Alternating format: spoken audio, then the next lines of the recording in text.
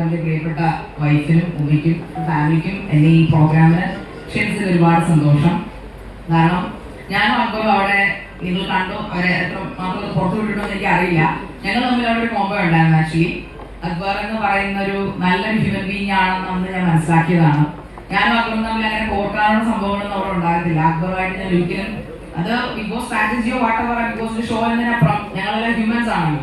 So Akbar അവിടെ മനോഹരമായ പാട്ടുകൾ പാടുന്നു. അക്ബറിന്റെ കുറെ കാര്യങ്ങൾ, നല്ല നല്ല കാര്യങ്ങൾ അക്ബർ ഞാനോട് ഷെയർ ചെയ്തിട്ടുണ്ട്. അക്ബറിന്റെ ഈ പറയുന്ന സൂഫിസത്തെ കുറിച്ചായാലും അങ്ങനെ കുറെ കാര്യങ്ങൾ. സോ ഞങ്ങൾ സംസാരിക്കുമ്പോൾ എനിക്കറിയാം അക്ബർ ഒരു നല്ല മനസ്സിൻ്റെ ഉടമയാണ്. പക്ഷെ അവിടെ ഞാൻ ഇവരൊക്കെ മോശം മനസ്സാണ് നല്ല ഉദ്ദേശിച്ചത്. പക്ഷെ എങ്കിലും ഞങ്ങൾ തമ്മിൽ അറിയാതൊരു കോമ്പോ അവിടെ ഉണ്ടായിരുന്നു. പക്ഷെ എന്നാൽ ഇടിവെക്കേണ്ട സമയം വന്നപ്പോൾ, ഫൈറ്റ് ചെയ്യേണ്ട സമയം വന്നപ്പോൾ അക്ബർ ഞാനാണ് ഏറ്റവും കൂടുതൽ ഫൈറ്റ് ഉണ്ടായത്. യഥാർത്ഥ ഹോസിച്ചാക്കി വലിച്ചു പുറത്തിട്ട് എന്നെ കൊണ്ട് വായിപ്പിച്ച അക്ബർ തന്നെയാണ്. അത് ഗെയിമാണ്.